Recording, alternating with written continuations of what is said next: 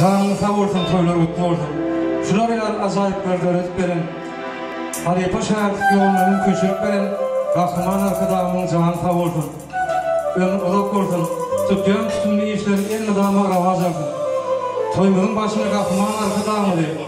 Türkmenistan vatanına vasfediyen aydınlarla başlamama makulüdür. Bu ovadan dünya goncum benim. Iltılar duaslarım dayancım benim. Mukaddes baydağım buysoncum benim. Dil baydağa tağvim kılmaktan saklı.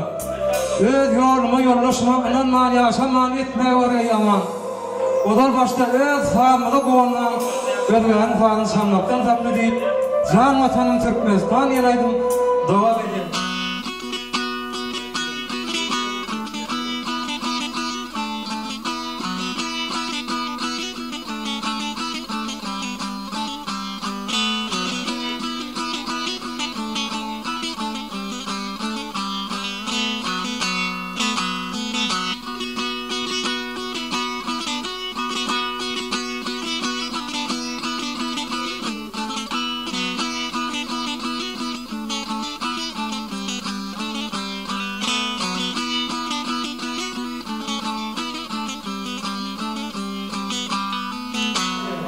Yaratın canım.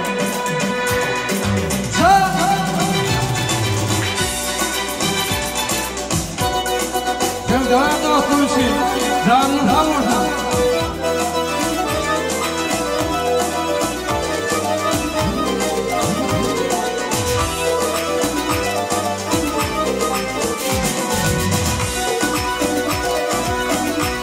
Arkadaşlar memnun olsun.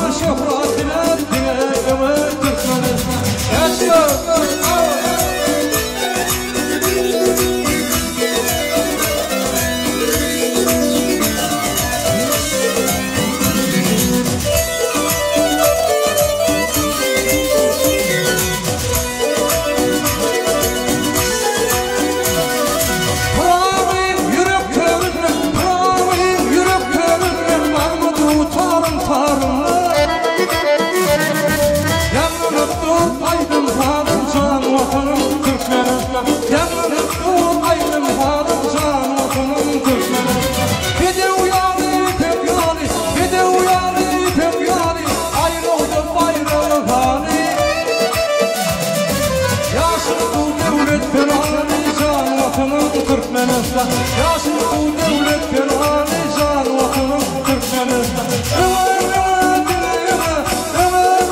Türkmenistan, can vatanım Türkmenistan. Arkada şöhret diler dine Türkmenistan. Kahraman şöhret diler dine Türkmenistan. Kahraman şöhret diler dine Türkmenistan.